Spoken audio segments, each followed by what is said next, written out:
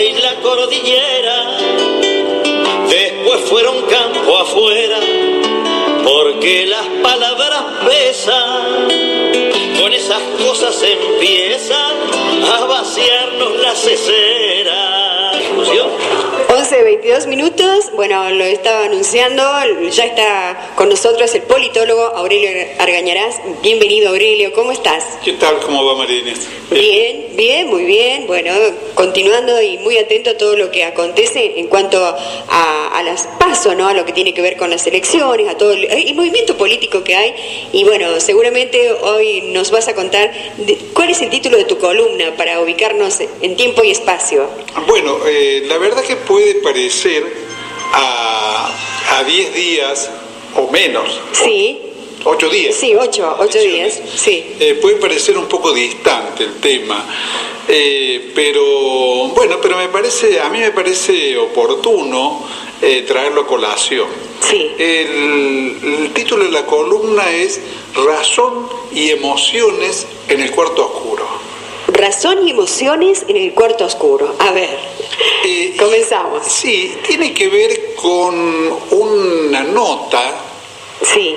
En la cual hace más o menos un mes, quizás un poquito más, La Mañana de Córdoba daba a conocer una suerte de resumen o de noticia acerca de un trabajo hecho desde la Cátedra de Psicología Política de la Universidad de Córdoba. Sí. Por su titular, Silvina Brusino, digamos, de acuerdo al cual un trabajo de investigación determinaba que el factor más relevante en el voto de los cordobeses, y digamos que hacía mención al voto a Cristina Fernández de Kirchner en el 2007, sí. Digamos, tenía un componente, entre un conjunto de componentes, una predominancia del componente emocional, en contraposición a lo que sería, digamos, para plantearlo en términos dicotómicos, digamos, ¿no?, el voto racional o el voto determinado por la ideología y la comprensión, sí, digamos, de lo que ocurre en la política. Sí. A mí me llamó la atención esto, independientemente de lo que pueda pensar sobre estas otras cuestiones, digamos, la doctora Brusino, que desconozco, desconozco qué filiación política o qué simpatías políticas digamos, la acompañan, a pesar de que tengo mención a que en algún momento se organizó un evento en la Universidad de Córdoba en la cual fue coordinadora o promotora, con la participación del titular de la CTA opositora, o sea, de Micheli. Sí. De todos modos, más allá de lo que personalmente pienso, cuáles sean las inclinaciones políticas de la autora, creo que la visión del problema puede y debe ser considerada, digamos, en sí misma. Como todo trabajo, digamos, en el momento en que se publica, se transforma en un dato objetivo, independientemente en algún sentido, independiente del autor. Claro, sí. Bueno, eso me llevó a tratar de ver un poco más qué corrientes, digamos, están digamos, operando como sostén o como plataforma ideológica de este punto de vista, y bueno, rápidamente me encontré con que la doctora Brusino, digamos, era representativa de lo que se llama en psicología la corriente cognitivista, una corriente de origen yanqui de filiación positivista que analiza la conducta humana con métodos que miden el peso de un conjunto de componentes previamente determinados y definidos, como puede ser el impacto emocional, el conocimiento racional, la pertenencia de clase, una serie de variantes que dependen de a qué esté destinada la investigación, porque esto, por ejemplo, se usa mucho para determinar y para, orientar inclusive la publicidad. Claro, sí, sí. Es decir, la publicidad requiere, para buscar eficacia de un conocimiento de las conductas típicas, de los seres. Claro, sí, sí. Hay como otro de las características de la visión ideológica que está, operando como sostén o como marco de referencia del cognitivismo, está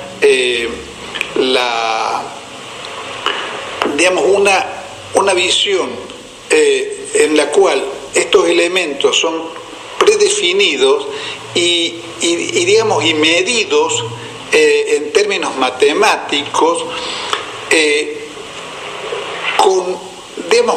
como si no configuraran una totalidad, o como si fuesen cada uno de ellos elementos concurrentes a una conducta, pero aislados, como si no hubiera vasos comunicantes que los interconectaran.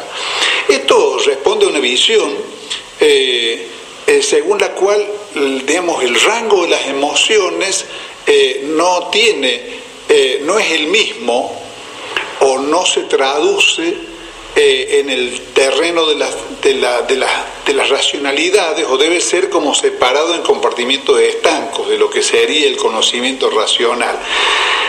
Ahora, más allá de esto, que obviamente no se puede nada más que resumir acá,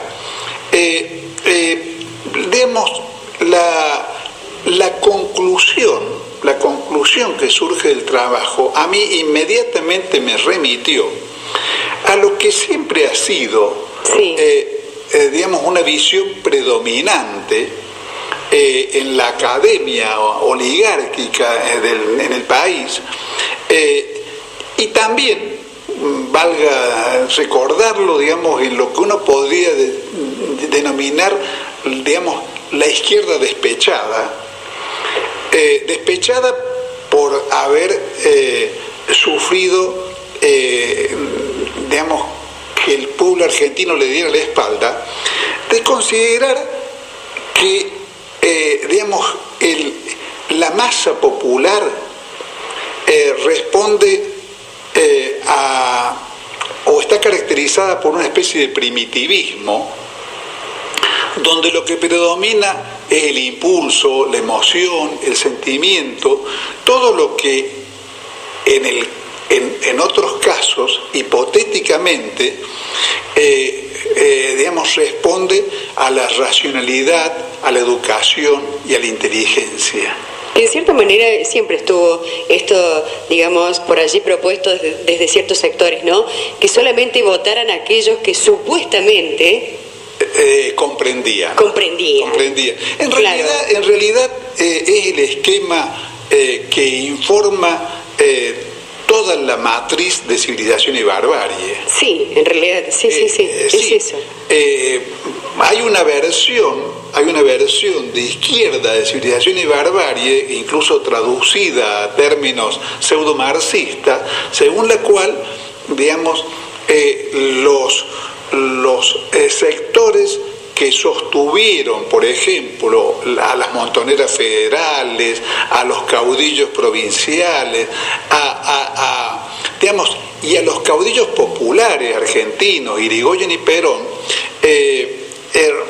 responderían a este patrón de barbarie, de gente cuyo primitivismo y cultural y académico la llevaría a ser propensa, digamos, a seguir a ciegas a los caudillos populares, a responder mecánicamente a su convocatoria y a ser sujetos de lo que se llama liderazgos carismáticos, un término también introducido al país por la sociología norteamericana.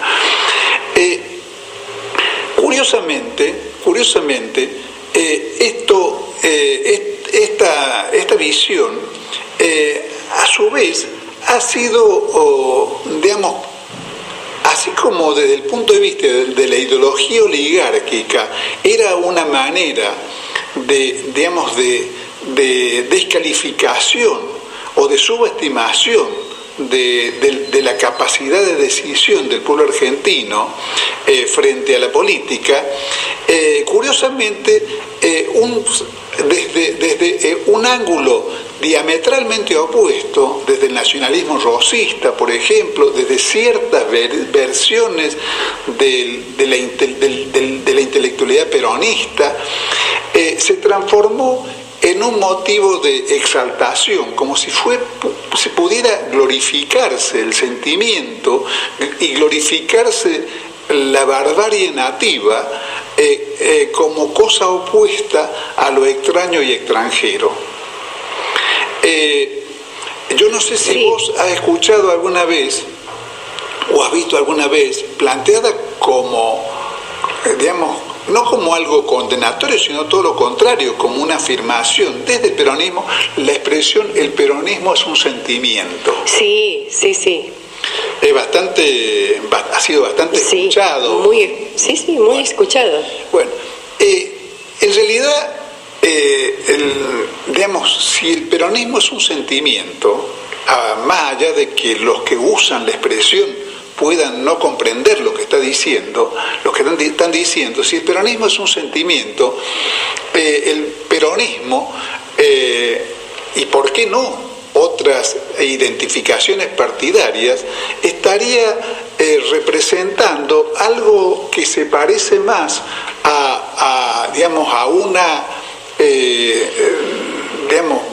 identificación con un club de fútbol.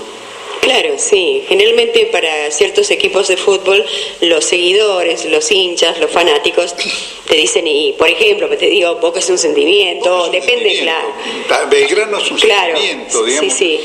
Y aún en el caso del deporte, eso debería ser mirado con ojo crítico, porque es sabido que en el universo de los deportes populares, como es el caso del fútbol, también hay clubes que tienen una predominancia de hinchada y de socios de las clases medias altas, y clubes que tienen una hinchada de origen más pobre, de origen más popular. Popular, digamos, la popular y el palco VIP. Inclusive me contaba una vez un amigo que, digamos, en una ciudad pequeña, los integrantes, digamos, vianudos de un club, al ver que empezaban a ser invadidos por una clase social que no querían ver en el club, establecieron como norma que a los salones del club había que ingresar de saco y corbata. Claro. Con lo cual, inmediatamente eso dio origen a un segundo club. Claro, a los que no querían ir. Los que se sintieron echados por esa trampita, digamos, claro, ¿no? Inmediatamente formaron un club de naturaleza popular. Claro. O sea que aún en ese terreno no se puede ignorar la presencia de los componentes sociales y de formas de la lucha social o de la identificación social de sectores más o menos populares. Bueno, en la segunda parte vamos a seguir analizando esto y tratando de desarrollar una argumentación tendiente a comprender cómo es la racionalidad de las conductas populares en general y de las conductas ante el voto en particular. Bien. La patria tiene salida. 12:30 minutos, continuamos en ¿Y vos qué pensás? Desde 102.7 de Radio Tortuga, y el politólogo Aurelio Argañarás ya está retomando, digamos, la segunda parte de su columna. Sí, Aurelio. Bien. Continuamos.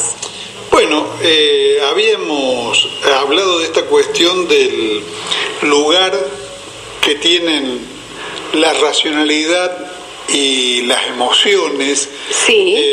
En la política en general y particularmente a la hora de votar.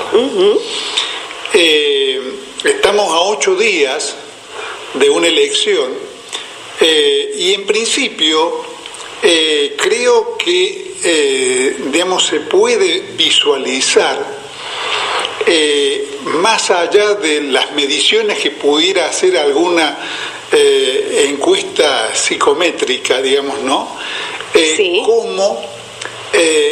Cómo se manifiesta, digamos, la racionalidad en las tendencias que se visualizan en el electorado. La semana pasada yo recuerdo que hicimos una mención al pasar de que Rodríguez Larreta había logrado el porcentaje más alto de votación en la Recoleta, ¿te acordás?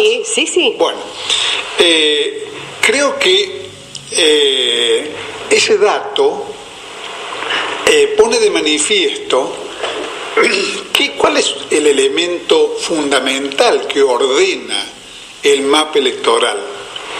En un estudio que, digamos, de la misma corriente del cognitivismo, digamos, realizada por María Celeste Rato y José Ramón Montero, me hacía mucha gracia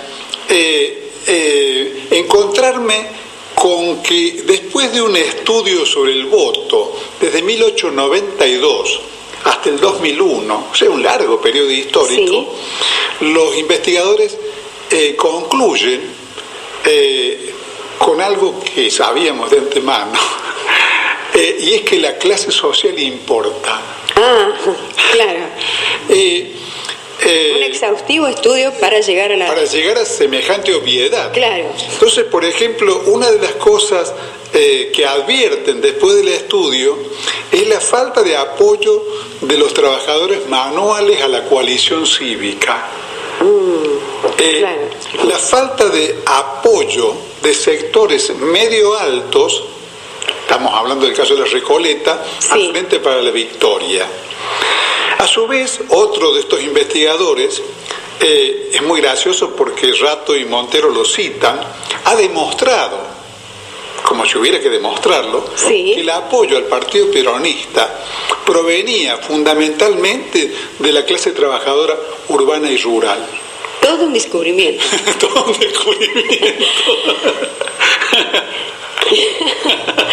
Realmente. Si para esto sirven los estudios de campo, dediquémonos a otra cosa. Claro, o será que yo no sé qué datos manejan. Claro, ahora, eso no significa que el tema en sí sea un tema muy interesante, pero tenemos que tener, en primer lugar, una visión que no se parezca a la visión que según algunos naturalistas tienen las moscas, donde aparecen las moscas, es como si vieran todo el conjunto del contorno, pero fraccionado, no sé si vos lo has visto alguna vez eso, fraccionado como en compartimientos estancos.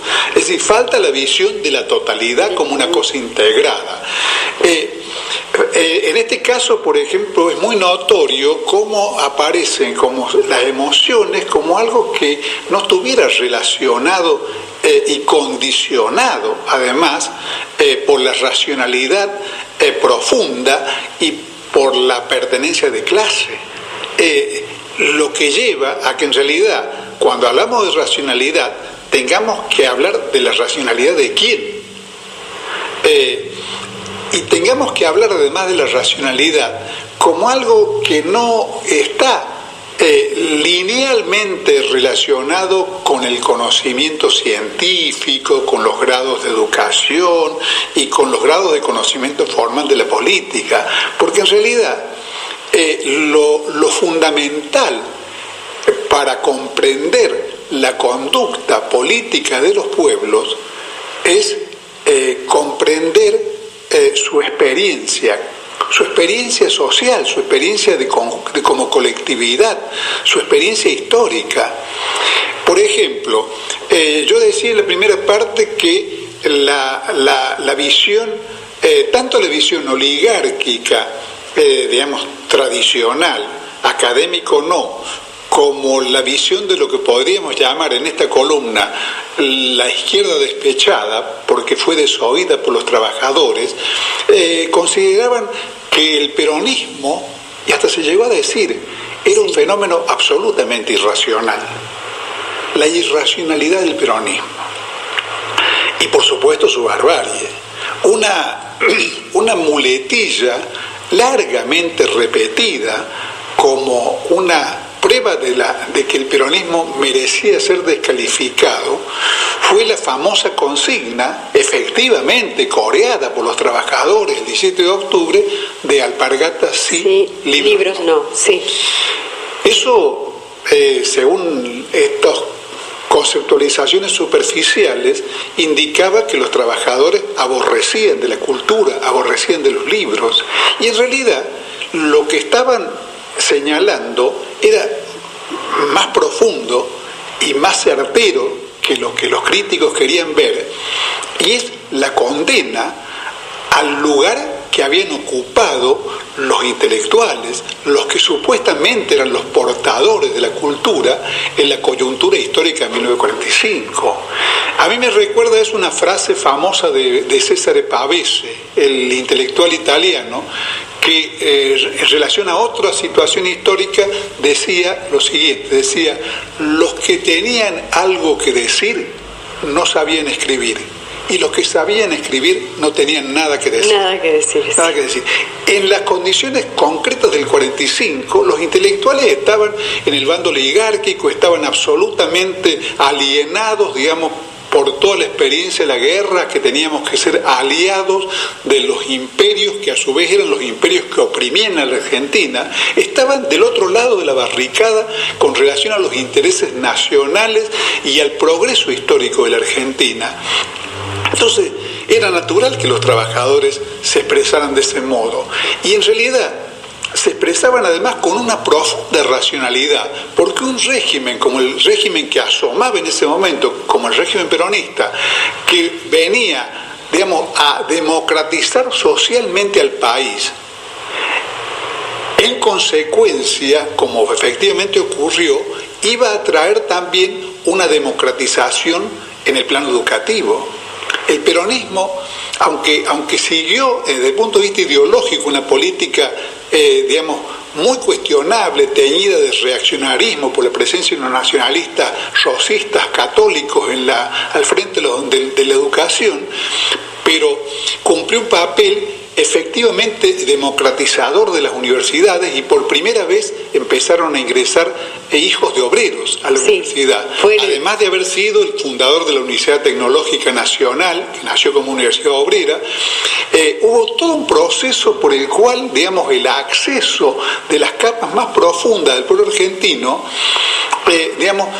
se facilitó y se expandió. Entonces, en realidad, los trabajadores, cuando con ese grito estaban, terminando con el complot oligárquico que había querido derribar a Perón, y estaban dando partida de nacimiento al peronismo, en realidad estaban luchando por los libros. En realidad estaban luchando porque los libros llegaran al pueblo, y estaban luchando porque los libros expresaran las necesidades del pueblo. O sea, estaban luchando por los libros, pero además porque los libros dejaran de ser libros enajenados al dominio extranjero y empezaran a expresar, lo que el país necesitaba. Estaban optando, en tal caso, por un libro llamado Martín Fierro contra otro libro llamado Civilización y Barbarie. universal. Gracias, Aurelio. Será hasta el sábado. De criollo, sin comerse los embrollos del cipallaje local. A los milicos los ponen pa' que cuiden las finanzas, porque al ladrón no le alcanza con mantenerse escondido. El miedo se le hace un nido si ve pueblo.